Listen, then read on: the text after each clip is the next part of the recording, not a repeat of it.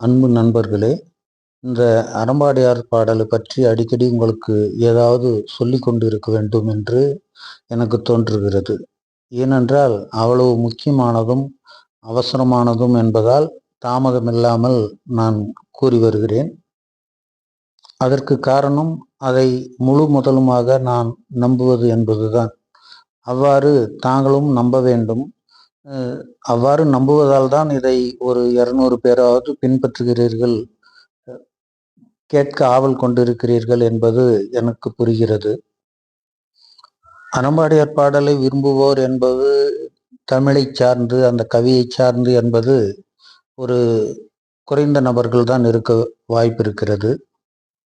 ஏனென்றால் தற்கால நபர்கள் எல்லாம் அவ்வாறு ஒரு கவிதை, இலக்கண கவிதைகள் எல்லாம் அதிகமாக பயிலாமல் ஆங்கில வழி கல்விகளுக்கு மாறிவிட்டீர்கள் என்று அறிவேன்.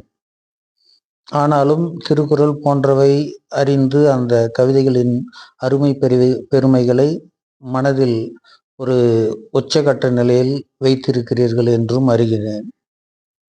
ஆக இது அறம்பாடியார் பாடல் என்பது ஒரு அபரிதமான கனியை போன்றது என்றாலும் கூட இதை சிலர் அவரவர்களுக்கான கனியாக பார்க்கிறார்கள். சிலர் எட்டாத கனி புளிக்கிறது என்று கூறுவார்கள். அல்லது இந்த கனி வியாபாரத்திற்கு வந்தால் நம்ம கனி வியாபாரம் ஆகாமல் போகிறது என்று தவிப்பவர்களும் சிலர் இருக்கிறார்கள். சிலர் இது பொதுவான கனி, அதில் நாமும் உண்ண ஒரு வாய்ப்பு கிடைக்குமா என்ற பார்வையிலும் பார்ப்பவர்கள் இருக்கிறார்கள். ஆனால் அந்த கனிக்கு மேல் மிகவும் முட்கள் இருக்கிறதாக தெரிகிறது. அந்த செடியில் முட்களோ அல்லது பலாப்பழத்தின் மீது இருக்கும் முட்கள் என்ற வகையில் இதில் ஏராளமான ஒரு விரும்பத்தகாத நிகழ்வுகள், போர் சம்பந்தப்பட்டவைகள் தான் முக்கால்வாசி இருப்பதாக நான் அறிகிறேன். செயல்கள், நடைமுறைகள் என்று பார்க்கும்போது அவைகளில் தான் சாரும். மற்றபடி அவைகள் தான் அனைவருக்கும் பொதுவானதும் ஆகும். ஆனால் மற்றபடி கல்கியை பற்றி கூறியிருப்பது அடையாளங்கள், இடங்கள், அவர் தந்தை, தாய் போன்ற செயல்கள் எல்லாம் அவருக்கு தனிப்பட்ட வகையில் இருக்கின்றது. அதாவது கல்கி என்பதற்கு குறித்தானது என்பதை விட கடவுளுடைய அவதாரம் கடவுளுக்கு குறித்தானதாக இருக்கிறது என்று நாம் கொள்ள வேண்டும். மேலும் இந்த விளக்கங்களை கருத்துக்காக மட்டும் கொஞ்சம் கவனம் வைத்து தாங்கள் கேட்க வேண்டும். ஏனென்றால் பொதுவாக வீடியோ காணொளி இருந்தால்தான் ஒரு பார்க்கும் நேரம் கடக்கும் என்ற வகை இருப்பது அறிவேன். நானே கூட அவ்வாறு தான் விரும்புவேன். ஆனால் அது போன்ற பல வீடியோக்கள் பார்த்தாலும் கருத்துக்காகவாக இந்த வீடியோவை, அதுவும் எவ்வாறான கருத்துக்கள், கடந்த கால ஏதோ நாம் பார்க்காதவைகள், கற்பனைகள் என்று நினைக்கும் வகையிலான வீடியோக்களை எல்லாம் பார்ப்பதோ அல்லது கற்பனையாக கதைகளை பார்ப்பதோ என்பதை விட தற்போது நடைமுறையில் இருக்கும் இந்த அறம்பாடியார் பாடல் அதை சார்ந்தவைகள் என்பதால், வரப்போகிற தலைவன் சார்ந்தது என்பதால் கருத்துக்களை மட்டும் கொஞ்சம் கவனம் செலுத்தி நேரம் ஒதுக்கி கேட்க வேண்டும் என்று நான் உங்களிடம் எதிர்பார்க்கிறேன். நான் நேற்று, அதாவது முந்தைய வீடியோவில் இந்த ஊழியை பற்றி நான் பேசினேன். அதில் இந்த அறம்பாடியார் என்ன கூறியிருக்கிறார் என்று முன்பு படித்தது ஞாபகம் இல்லாவிட்டாலும் இப்போது முழுவதுமாக தேடி பார்த்தேன். அது 192வது பாட்டில் வருவதாக நான் அறிந்தேன். அவ்வாறாக மீண்டும் ஒரு அங்கங்கே விரைவாக கடந்து படித்து கொண்டு வரும்போது பார்க்கும்போது என்னவென்றால், கிட்டத்தட்ட முக்கால்வாசி இந்த போர், அழிவு, இயற்கை சம்பந்தமான அழிவு, போர் சம்பந்தமான அழிவு என்பதுவே வருகிறது என்பதால் தான் ஏன் இந்த அறம்பாடியார் பாடலை நிறைய பேர் வெறுக்கிறார்கள் அல்லது விரும்பாமல் இருக்கிறார்கள் என்று அறிய எழுந்தது. நடக்க போகும் உண்மைகளை ஒருவர் மறைத்தார் என்றால் அது ஒரு நமக்கு ஒரு கேடான விளைவையை ஏற்படுத்தும். அதாவது உனக்கு எதிரில் இருக்கும் ஒரு சூழ்நிலை, அபாயகரமான சூழ்நிலையை தமக்கு கூறாமல் இருந்தால் அந்த அபாயகரமான சூழ்நிலையில் தாங்கள் போய் மாட்டுவீர்கள். ஆனால் என்ன இவ்வாறெல்லாம் கூறி மிரட்டுகிறாரே என்ற வகையிலெல்லாம் நாம் எடுத்துக்கொள்ளக்கூடாது. அதை அவர் உண்மையை கூறாவிட்டால் தான் தவறு. அது அவர் கூறுகிறார் என்பதை விட ஈசனுடைய அருள் இல்லாவிட்டால் அது கூற முடியாது. ஈசன் தான் கூற சொல்லி இருக்கிறார் என்று தான் நாம் பொருள் கொள்ள வேண்டும். அதாவது அதற்கு அவருக்கு அனுமதி ஈசன் அளித்திருக்கிறார் அந்த ரகசியங்களை உரைப்பதற்காக. அவைகள் ரகசியங்கள் அல்ல, நமக்கு தேவையான ஒரு எச்சரிக்கை. அந்த எச்சரிக்கை என்பது நாம் விழித்து கொள்ள வேண்டும் என்பதோ, உஷாராகி கொள்ள வேண்டும் என்பதோ, அதற்காகத்தான் அந்த எதிரில் நடக்க இருக்கிறது, வர இருக்கும் ஆபத்தை நமக்கு உரைக்கிறார். அவ்வாறு உரைக்கப்பட்டவர்களில் இந்த ஊழி சார்ந்து உரைப்பது என்றால், அதாவது இந்த ஊழியில் மனித அழிவுகள் எவ்வாறு இருக்கும், மற்ற உயிர்களுக்கும் அழிவு இருக்கும், அதை பற்றி நாம் தேவையில்லை. ஆனால் இந்த மனித அழிவுகள் எவ்வளவு இருக்கும் என்று அறம்பாடியார் கூறியிருக்கிறார் என்றால், 5இல் ஒருவர் தான் மீறுவார்கள் என்ற வகையில் பாடியிருக்கிறார். அந்த 192வது பாட்டில் ஒரே ஒரு 4 வரிகளில் அனைத்தையும் கூறியிருக்கிறார். எவ்வாறு என்றால், நாம் எதிர்பார்க்கும் அனைத்து விடயங்களும், அதாவது பெரும்பாலாக மேலோட்டமாக நமக்கு என்ன தெரிய வேண்டும், என்றைக்கு வருவார், எவ்வளவு நாட்கள் ஆட்சி செய்வார் என்பது, அது சார்ந்து அவர் என்ன கூறியிருக்கிறார் என்றால், அவர் பொறுப்பேற்று 10 ஆண்டுகள் ஆழ்வார் என்றும் அதற்கு முன்பு இந்த அழிவுகள் எல்லாம் இருக்கும். எவ்வாறு என்றால், சூரியன் கூட தகதகவென்று எரிந்து எல்லாரையும் சுட்டு கொல்லும் என்று பாடியிருக்கிறார். மற்ற வகை போர்கள், இயற்கை என அழிவு என்பது நோய், பிணி எவ்வெவ்வாறோ நிகழ்ந்து இறுதியில் 5இல் ஒரு பங்கு மீறும் மக்கள் தொகைதான் அவர் ஆட்சி தொடங்கும். அது 10 ஆண்டுகள் நீடிக்கும் என்கிறார். ஆக கேட்க வருத்தமாகத்தான் இருக்கிறது. நாம் என்ன செய்ய இயலும்? அதுவும் மேற்கொண்டு நாம் அந்த சத்திய யுகத்திலே காலடி வைக்கும்போது எவ்வாறு இருக்கும் என்று நாம் யூகிப்போமானால், அதாவது அந்த யூகம் என்பது ஒரே ஒரு 2 வரியில் அவர் கூறியிருக்கிறார்.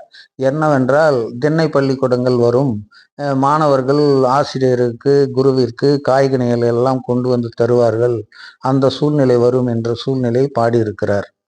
அவ்வளவுதான். அதை வைத்தே நாம் கணிக்கும் போது என்ன நிகழும் என்றால், நாம் இப்போது வைத்திருக்கும் இந்த செல்போன்கள் எல்லாம் இருக்காது, டிவிகள் எல்லாம் இருக்காது, விமானங்கள் இருக்காது. இப்போது இந்த தொழில்நுட்பங்கள்லாம் அழிந்து விட்டால், இதை யார் நாம் கையில் வைத்திருக்கிறோமோ தவிர, படித்தவர்கள் கூட அனைத்தையும் மீண்டும் ஒரு ஃபேக்ட்ரியில் அந்த செமிகண்டக்டர்ஸ் எல்லாத்தையும், சாஃப்ட்வேர் எல்லாத்தையும் ஒரு நபர் உருவாக்க இயலாது. அதில் ஏதாவது ஒரு கால்வாசி குறைந்தாலும் அவர்கள் முழுமை அடைய முடியாது. ஆகவே அவ்வளவு எளிதாக மீண்டும் இதை புதுப்பித்து விடலாம், மீண்டும் செல்போனை உருவாக்கிவிடலாம், டிவி உருவாக்கி விடலாம் என்பதெல்லாம் ஒரு கற்பனையை தவிர, இவைகளெல்லாம் அது ஃபார்முலா இருந்தாலும் கூட அதை ஃபேக்டரியில் அவைகளெல்லாம் தயாரிப்பது மிகவும் கஷ்டம். அதாவது சித்தரை போன்றவர்கள் அவர்களுடைய அறிவால் வைத்து அன்றைய நிலையில் எது எது தேவையோ அது கண்டுபிடிப்புகளுக்கு அவர்கள் வழிகாட்டுவார்கள். ஆக நாம் சத்தியோகத்தில் நுழைந்தாலும் இப்போது இருக்கும் இந்த விஞ்ஞான வளர்ச்சி சார்ந்த வசதிகள் எல்லாம் இருக்காது. இருக்கட்டும், பரவாயில்லை என்று நினைப்பவர்கள் அந்த யுகத்திலே காலடி வைக்கலாம். போக போக அந்த யுகத்தினுடைய ஒரு சுகம் நம்மை மாற்றிவிடும் என்று நினைக்கிறேன். மற்றும் நாம் அவரை யாரும் தேட வேண்டிய அவசியமே கிடையாது. அவர் வர வேண்டிய சூழ்நிலையில் வருவார். எதற்காக தேடுகிறோம் என்றால், அவருக்கு அவ்வளவு கஷ்டங்கள், இவ்வளவு கஷ்டங்கள் என்று பாடலில் வருகிறதே, அவருக்கு நாம் கை கொடுப்போமா என்ற ஒரு ஆதங்கத்திலும், அவர் விரைவாக வந்தால் நமது சத்தியோகம் பிறக்கும் என்ற ஒரு அவசரத்திலும் தாங்கள் நினைத்திருந்தாலும், அவர் இந்த பூமியிலே தற்போது இருப்பாரானால், அவருக்கு உதவி தேவை என்றால் நேரடியாக உங்களிடம் இந்த யூடியூபிலே கூட தோன்றி வந்து, எனக்கு இவ்வளவு பிரச்சனைகள் இருக்கிறது, எனக்கு கை கொடுங்கள், துணை வாருங்கள் என்று கூவுவார். அவ்வாறு அவர் கூவாத போது அவருக்கு இறைவன் துணை இருப்பார் என்ற தைரியத்தில் அவர் இருக்கலாம். அவர் எவ்வாறு உலகடத்தில் ஒரு தங்கப்பட்டறையில் இடிபட்டு அவர் ஒரு ஆபரணமாக வர வேண்டுமோ அப்போது வெளிவருவார். அதற்கு முன்பு அவர் அடிபடுகிறார், அந்த தங்கம் அடிபடுகிறது, ஐயையோ என்று நாம் தவித்தால் அதில் அர்த்தமில்லை. எனவே நாம் யாரும் தேட வேண்டாம். அவர் இறைவனால் நம்மிடம் ஒப்படைக்கப்படுவார். வேண்டுமென்றால் தாங்கள் இறைவனிடம் அவருக்காக வேண்டிக் கொள்ளலாம். அவ்வளவுதான் நம்மால் செய்ய இயலும். அந்த பலத்திற்கு மேலான பலம், இறைவனுடைய பலத்திற்கு மேலான பலம் நம்மிடம் ஒன்றுமில்லை. இறைவன் அவரை காப்பார் என்று அறம்பாடியார் பாடியிருக்கிறார். அத்துடன் அறம்பாடியாரின் பாடல்களும் அவர் இறைவனை நோக்கி அறம் பாடுவதாலும் அவருக்கு அந்த காப்பு உருவாகலாம். எனவே இந்த ஊழிக்காலத்துக்கு முன்பாக அவரை தேடுவதை மறந்து விடுங்கள். கடந்த 4 ஆண்டாக மட்டும் தேடி என்ன கண்டுபிடித்தோம்? எந்த மாற்றமும் இல்லை. இனிமேலாவது வேறு வகையில் தேட வேண்டியதான். அதாவது நமக்குள்ளே தேட வேண்டியது என்று நினைத்து கொண்டால் எவ்வாறு என்றால், பெற்ற பிள்ளையை இதயத்திலே வைத்திருப்போம். அதே போல தந்தை, தாய் இவர்களையும் வைத்திருக்கலாம். அதே சமயத்தில் சில நண்பர்களை இதயத்தில் வைத்திருக்கலாம், அல்லது மனதிலே வைத்திருக்கலாம். நாம் காதலிக்கும் காதலி என்று வைத்துக்கொள்வோம். அவளை மனதில் வைத்திருப்பதாக இருக்கும், அல்லது சிலர் இதயத்தில் வைத்திருப்பதாக இருக்கும். இதில் மனதில் வைத்திருப்பதற்கும் இதயத்தில் வைத்திருப்பதற்கும் என்ன வித்தியாசம் என்றால், மனதில் வைத்திருப்பது மறக்கக்கூடிய விஷயம். இதயத்தில் வைத்திருப்பது ஒரு நமது சொந்த பிள்ளையை மறக்கக்கூடிய விஷயமா? அது இரத்தத்தோடு கலந்தது, உயிரோடு கலந்தது என்ற வகை என்று ஆகிவிடும். ஆக நம்முள் வைத்திருப்பவர் என்பதை நாம் எந்த நேரமும் மறக்காமல் அவர் நினைவில் அடிக்கடி வந்து போகும். பிள்ளையோ, மற்ற தாய் தந்தையரோ, உற்ற நமது கூட பிறந்த சகோதர சகோதரிகளோ, அல்லது அதுக்கு அடுத்ததாக நண்பர் என்று கூட வைத்துக் கொள்ளுங்கள். ஆனால் அதே போல அதே சமயத்தில் ஒரு எதிரியை கூட மனதிலோ இதயத்திலோ கூட வைத்திருக்கலாம். அந்த எதிரி செய்தது சிறிய குற்றமாயின் மனதிலே வைத்திருந்து போக போக அந்த குற்றத்தை மன்னித்து மறந்து கூட விடலாம். ஆனால் சில படுபாதக செயலில் அவன் ஈடுபட்டிருந்தால் என்றைக்குமே அவனை மன்னிக்க முடியாத அளவுக்கு நமது இதயத்திலே அவன் குடிகொண்டு இருப்பான். அதாவது நம்முள் வைத்திருப்பது என்றால் எதிரியையும் வைத்திருப்போம், இறைவனையும் வைத்திருப்போம், நமது உற்ற உறவினையும் வைத்திருப்போம். அதாவது வைத்திருப்பது என்பது அனைத்து வகைக்கும் சார்ந்தது என்பதை தாங்கள் உணர வேண்டும் என்று கூறுகிறேன். சரி, அவர்களுக்கு என்ன என்ன செய்ய வேண்டும்? நம்முள் நமது குழந்தையை வைத்திருக்கிறோம் என்று வைத்துக் கொள்ளுங்கள். அவருக்கு என்ன என்ன செய்ய வேண்டும், ஏது செய்ய வேண்டும் என்ற ஒரு சிந்தனையில் நாம் செய்ய வேண்டியது செய்வோம். அவ்வாறு தாங்கள் இறைவனை தம்முள் வைத்திருந்தால் அவனுக்கு என்ன செய்ய வேண்டும்? அதாவது இறைவனுக்கு என்ன செய்ய வேண்டும் என்றால், அவன் எதுவும் நம்மிடம் எதிர்பார்ப்பதில்லை. அவன் படைத்த பிற உயிர்களுக்கு யாதொரு தீங்கும் இழைக்காமல் நாம் நடந்து கொள்ள வேண்டும். முடிந்த வரையில் உதவ வேண்டும். நாம் எவ்வாறு இருக்க வேண்டும் என்ற பண்பு, ஆணவம், கண்மை, மாய இவைகள் எல்லாம் முடித்து ஒரு சாந்தமாக, ஒரு கருணை கொண்ட நெஞ்சனாக வாழ வேண்டும். இவ்வாறெல்லாம் இருந்தால்தான் நாம் இறைவனை வைத்து கொண்டிருக்கிறோம், நம்முள் இறைவன் இருக்கிறான், அதற்கு தகுந்த போல் நாம் நடந்து கொள்கிறோம் என்று அர்த்தமாகும். ஆக நம்முள் இறைவனை தேடுவது என்பது இந்த பண்புகள் எல்லாம் இருந்தால்தான் உள்ளே அவர் இருக்கிறார், அதனுடைய வெளிப்பாடு தான் நமது பண்புகள் என்று அறிய வேண்டும். அவ்வாறு வைத்திருப்பதை நாம் சத்தியோகத்தில் காலடி வைத்த பின்பு நிச்சயமாக உணர்வோம். அவ்வாறு வைத்திருந்தால்தான் சத்தியோகத்திலே காலடி வைக்க முடியும் போல் இருக்கிறது. ஏனென்றால் அறம்பாடியார் பாடல் படி 5இல் ஒருவர் மீறுகிறார் என்றால் கிட்டத்தட்ட உலகத்தில் 830 கோடி பேர் இருந்தால் ஒரு 166 கோடி பேர்கள் தான் மீறுவார்கள். அவ்வாறே பார்க்கும்போது நமது இந்தியாவில் ஒரு 130 கோடி என்று, 140 கோடி என்று வைக்கும்போது ஒரு 30 கோடி மீறுவார்கள். அதாவது அன்று பாரதி பாடினானே, 30 கோடி முகமுடையால் ஒரு உயிருடையால் செப்பு மொழி 18 என்ற நிலையை எட்டும் போல் இருக்கிறது. ஆக அந்த நிலையை கொஞ்சம் கற்பனை செய்து பாருங்கள்.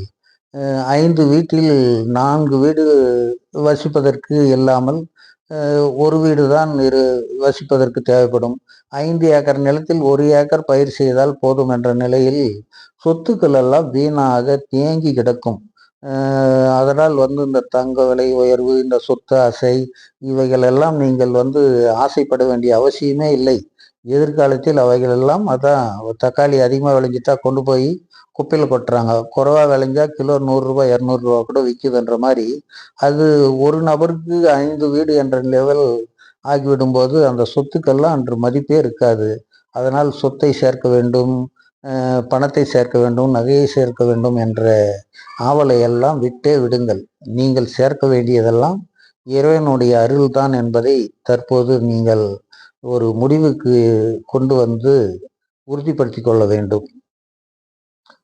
இழப்புகள் நிகழும். அது நான் பேசிக்கொண்டிருக்கும் என் குடும்பமே கூட ஆகட்டும், அவ்வாறு தானே, வேற ஒன்று மாற்றமில்லை. அவரவர்கள் செய்த வினைக்கு தகுந்தாற்போல் நீதிபதி தண்டனை கொடுப்பது போல் இறைவன் கொடுப்பார்.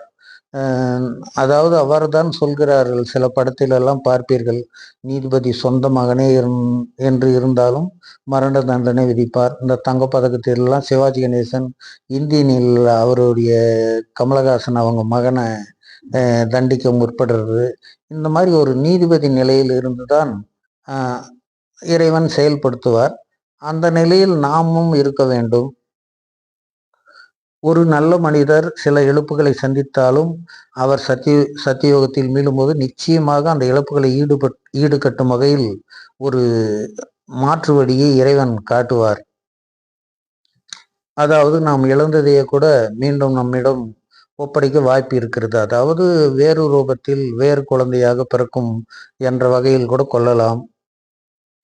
ஆக இறைவனின் குழந்தையாக, இறைவனின் உயிர்களாக சிலர் எடுத்துக்கொள்ளப்படுவார்கள். இறைவனின் குழந்தையாக, உயிர்களாக சிலர் இங்கு சத்தியுகத்தில் முதலில் காலடி வைத்தவர்களாக அந்த சத்தியுகத்தை முன்னேற்றி நகர்த்தும் நிலையில் இருப்பார்கள். அதற்கு மேல் இருப்பவர்கள் எவ்வளவு நாமெல்லாம் எவ்வளவு ஆண்டு ஆயுள் உண்ணும் என்று யோசனை செய்து பாருங்கள். அதனால் நாம் சமாதானம் அடைய வேண்டிய கூற்றை தவிர வேறொன்றும் சொல்வதற்கில்லை. சமாதானம் அடைந்தாலும் அடையாவிட்டாலும் சம்காரம் தேவை. நீங்கள் ஒரு குறிப்பிட்ட நபரை சம்காரம், அவன் அக்கிரமக்காரன் என்று சொல்வீர்களானால் அது அதாவது அவரவர்கள் நாம் செய்யக்கூடாது, அது இறைவன் தான் செய்ய வேண்டும். நம்மையே ஒருவர் ஏதாவது செய்து விட்டாலும் கூட நாம் அவருக்கு எதுவும் செய்யக்கூடாது. இறைவனே செய்வார் என்று இறைவனிடம் ஒப்படைத்து விட்டால் அதை இறைவன் பார்த்து கொள்வார். அதை செய்தால் நமக்கு உண்டாகும் பாவத்தை நாம் தான் கழிக்க வேண்டும். அதனால் பெரும்பாலும் நீங்கள் பிரச்சனை, சண்டை என்றாலும் கூட போலீஸ் காவல் நிலையத்தில் வந்து கூறுங்கள் என்றபடிதான் கடவுளிடம் நாம் கூறிவிட்டு விட வேண்டும். அவ்வாறு கூறிவிட்டு விட்டவர்களுக்கு நியாயம் தீர்க்கும் வகையில் பல பலிகளை இறைவன் கொடுத்து அவர்கள் மனதை ஒரு நியாயத்தை அவர்களுக்கு அளிக்க வேண்டிய கட்டாயம் இருக்கிறது அல்லவா? ஆக எதை படைத்தாய், எதை கொண்டு வந்தாய் இழப்பதற்கு என்று பகவத்கீதை கூறுவது போல நாம் எதையும் கொண்டும் வரவில்லை, எதையும் உருவாக்கவும் இல்லை. எனவே எதையும் எடுத்துக்கொண்டு போகவும் உரிமை இல்லை. கொண்டு வந்தோம் என்றால் புண்ணியங்களை, பாவங்களை கொண்டு வந்திருப்போம். அதற்கு கணக்கு பார்க்க வேண்டியவர் இறைவன் தான். அவருக்கு தான் அது பற்றி தெரியும்.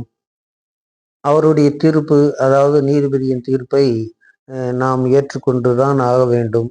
ஒரு தந்தை, மகன், நீதிபதி குற்றவாளி என்று இருந்தாலும் கூட, அல்லது எது குற்றவாளி என்பது கூட அல்ல, இன்னொரு பக்கம் ஒரு நீதியை கோருபவன் இருப்பான்.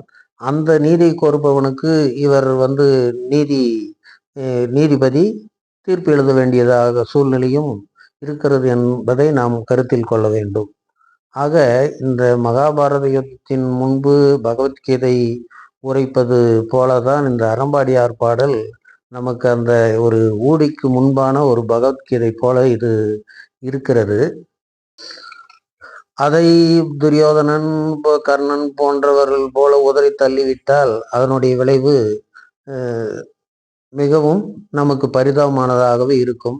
எனவே அதை உதறி தள்ள வேண்டிய அவசியம் இல்லை.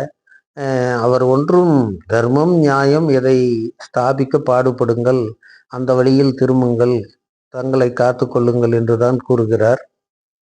பொதுவாக கூறுபவைகள் தான் இது. அந்த காலத்தில் இந்த காலத்து வரை தர்மம் எது, நியாயம் எது என்று அது இவ்வளவுதான் என்று சொல்ல முடியாத எக்கச்சக்கமான அறிவுரைகள் வள்ளுவர் முதல் கொண்டு கூறியிருக்கிறார். அதுதான், இது ஒன்றும் புதியதாக கூறவிட்டாலும் தற்போதைக்கு நாம் இதை புதியதாக எடுத்துக்கொள்ள வேண்டியத ஒரு அவசியம் இருக்கிறது. சரி, இதை புதியதாக எடுத்துக்கொண்டு நாம் நடைமுறைப்படுத்த இருக்கும் சூழ்நிலை என்னவென்றால், தாங்கள் புரிந்து கொள்ளும் இந்த நிலையில் இருந்து, அதாவது புரிந்து கொண்டால், புறந்தள்ளிவிட்டால் அது என்னவென்று எனக்கு தெரியாது. தற்போதைய நிலை என்னவென்றால், நாம் தேர்வு எழுத வேண்டிய சூழ்நிலையில் இருக்கிறோம். வினாத்தாள் வரப்போகிறது. அந்த வினாத்தாளில் 5 கேள்விக்கு ஒரு பதில் அளியுங்கள் என்று கூறிவிட்டால், நாம் புத்தகத்தை எடுத்து ஒரு கால் பகுதி படித்துவிட்டால் 5ல் ஒரு கேள்வி அதில் முன்பகுதியில் வந்துவிடும் என்று நாம் எழுதிவிடலாம், பதில் நன்றாக படித்து. ஆனால் அதே சமயத்தில் 5ல் 4 கேள்விகளுக்கு பதில் அளிக்கும் என்று நினைக்கும்போது நமக்கு கழுத்தை பிடித்தது போல் இருக்கும். 5ல் 1 என்ற நிலையில் நாம் எவ்வாறு சந்தோஷப்பட்டோமோ, அது இங்கே மிகவும் டஃப்பான கொஸ்டின் என்ற வகையில் நாம் கொள்ள வேண்டிய கட்டாயம் இருக்கிறது. வேலை நிறைய இருக்கிறது. 4 கேள்விகளுக்கு பதில் அளிக்க வேண்டும். இந்த 4 கேள்விகளுக்கும் பதில் அளிக்க வேண்டும் என்றால் கிட்டத்தட்ட புத்தகம் முழுமையாக தான் படித்தாக வேண்டும். அவ்வாறு படிக்க வேண்டும் என்றால் கால அவகாசம் வேண்டும். ஓராண்டாக படிக்காமல் இருந்து விட்டோம். இனி இந்த ஒரு வாரமாவது இல்லை 10 நாளாவது நமக்கு லீவு கிடைத்தால் இதில் படித்து விடலாம். நாளையே பரீட்சை வைத்தால் எவ்வாறு படிக்க இயல்வது என்று நாம் ஒரு ஏக்கம் இருக்கும். அதற்காக நிச்சயமாக கால அவகாசம் இருக்கும் என்று தான் நினைக்கிறேன். இனி நாம் படிக்க ஆரம்பித்தாலும் கூட அந்த வினாத்தாள் நம் கைக்கு வருவதற்கு முன்பாக படிக்க வாய்ப்பு இருக்கிறது. எனவே வரும் காலத்தை, அதாவது இன்னும் எத்தனை ஆண்டுகள் அவர் வர இருக்கிறார், அதாவது ஊழி வர இருக்கிறதோ அதற்கு முன்பாக நாம் படித்து தயாராக வேண்டும். அதாவது படிந்து தயாராக வேண்டும்.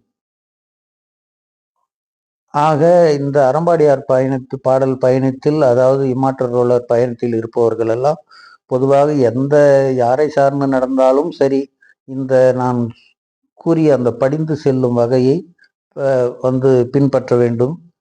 மற்ற வகை ஆசை எதுவும் கொள்ளக்கூடாது. ஆசையே துன்பத்திற்கு காரணம் என்ற வகையில் அழிவில்லாத ஆட்சியன் நம்மை சார்ந்தவரில் இருப்பானா, அது நமக்கு ஒரு உபயோகமாக இருக்குமா என்ற அந்த சுய லாபத்தை எல்லாம் வைத்து கருதாமல், பொதுவாக இருந்தால் அவன் அழிவில்லாத ஆட்சியாளன் என்று வந்தாலும் இந்த பொதுநிலையில் இருக்கும் நண்பர்கள், படிந்து ஒரு தர்ம நிலையில் நடந்த நண்பர்களை, இறைவன் என்று எதிர்பார்த்து காத்திருக்கும் நண்பர்களை நிச்சயமாக அந்த வரப்போகிற அழிவில்லா ஆட்சியாளன் அரவணைப்பானை தவிர, அந்த சுயநலம் சார்ந்த நினைவில் இருந்தவர்களை எல்லாம் அரவணைக்க அவனுக்கு விதியே இருக்காது என்பதை தாங்கள் அறிவீர். எனவே இந்த அழிவுகளை எல்லாம் நம்பத்தகாது. அதாவது இன்று நாம் உயிரோடு இருக்கிறோம், நாளையும் உயிரோடு இருப்போம் என்ற நம்பிக்கையில் நாம் நாட்களை தள்ளுவது போல அவ்வாறே இந்த அழிவுகள் எதுவும் இருக்காது என்றெல்லாம் நினைக்காதீர்கள். இதெல்லாம் ஒன்றும் புதியதாக இல்லை. அந்த காலத்தில் இருந்து மகாபாரத காலத்தில் அழிந்தவைகள் உண்டு. அதாவது பிரம்மாஸ்திரம் அது போன்றவைகள் எல்லாம் இப்போது ராக்கெட் வடிவில் இருப்பதுதான். அதே போல டைனோசர் அழிந்த காலம் எல்லாம் அறிவீர். அதனால் நிச்சயம் நடக்கப் போகிறது தான் பாடியிருக்கிறார். பாடச் சொல்லி சிவன் சொல்லி இருக்கிறார் என்று நாம் கொள்ள வேண்டும். பைபிள் கூறியபடி எதையும் இறைவன் மக்களுக்கு உணர்த்தாமல் எதையும் செய்ய மாட்டார் என்று கூறியபடி, சிவன் இங்கே நமக்கு உரைக்காமல் எதையும் செய்யக்கூடாது என்ற வகையில் உரைத்து இருக்கிறார். ஒன்றும் காட்டுக்கு சென்றோ மலைக்கு சென்றோ பனிமலையிலோ தவம் எல்லாம் செய்ய சொல்லவில்லை. தர்மம், அதாவது அதர்மம் கருதாமல் தர்மமாக நடந்து கொள்ளுங்கள் என்றுதான் ஒரு மனித சூழ்நிலை. மனிதனுக்கு மனிதன் உபகாரம் செய்யும் வகைதான் என்ற வகைதானே தவிர வேறொன்றும் இல்லை. எனவே அதை பின்பற்ற வேண்டிய ஒரு இறைவனின் சொல்லை கடைபிடித்து பின்பற்ற வேண்டியவை பின்பற்றாவிட்டால் இறைவன் சொல்லுக்கு மீறியவராக நாம் ஆகிவிடும் என்ற வகையில் நினைத்து ஒவ்வொருவரும் இந்த வரக்கூடிய ஊழி காலத்தை எதிர்நோக்க வேண்டிய கட்டாயம் இருப்பதால் வேறு வழி இல்லை, எதிர்நோக்கி தான் ஆக வேண்டும். வருவது வந்தேதான் தீரும். அது வருகிறதா, அல்லது நாம் சத்திய யுகம் மட்டும் வேண்டும் வேண்டும் என்று அதை வரவேற்கும் போது இதை நீங்கள் பார்க்காமல் இந்த ஊழி அல்லாமல் அது கிடைக்காது என்ற போது என்ன செய்வது? அழிவின் பின்னே பிறப்பு, அதாவது இறப்பவர்கள் இறந்து கொண்டே இருப்பார்கள், புதிய குழந்தை பிறந்து கொண்டே இருக்கும். இந்த சுழற்சி என்றவைகள்லாம் அந்த யுக சுழற்சியும் நடைபெறும் என்பதை நாங்கள் உறுதியாக திடகாத்திரமாக மனதில் வைத்துக்கொண்டு வரப்போகும் ஊழியை கடக்க முற்படலாம். அதில் கடக்க முற்படுபவர்கள் என்பதில் 5ல் ஒருவர் தான் இருப்பார்கள் என்பதுதான் அர்த்தமாகிறது. எனவே இந்த 5ல் 1 என்றதை பார்த்துவிட்ட பின்புதான் நான் இந்த வீடியோவை போட்டே தீர வேண்டும் என்று அவசரமாக பதிவிட்டேன். மற்றபடி அடுத்த வீடியோவில் அடுத்த பாடலை பற்றி பார்ப்போம். அதில் இந்த ஜாதி மதம் இல்லை, கைக்கூலிகள் கட்டிவிட்டது, சுயநலத்துக்காக கட்டிவிட்டது தான் இந்த கடவுளின் பிரம்மாவின் தலையிலிருந்து பிறந்தான், பாதத்திலிருந்து பிறந்தான், தொடையிலிருந்து பிறந்தான் என்று கூறுவதெல்லாம் என்று அது கட்டுக்கதைகள். பிராமணர்கள் அவ்வாறு மனுநீதியில் வேதம் என்று கூறி வேறு வேறாக வித்தியாசப்படுத்தி விளைந்த பயனை நுகர்ந்தார்கள் என்று பாடியிருக்கிறார். தற்போது இந்த ஊழியை பற்றி கூற வேண்டியிருந்தால் கூறிவிட்டேன். மற்றபடி பாடல் விளக்கம் அப்புறம் பார்ப்போம். நன்றி, வணக்கம்.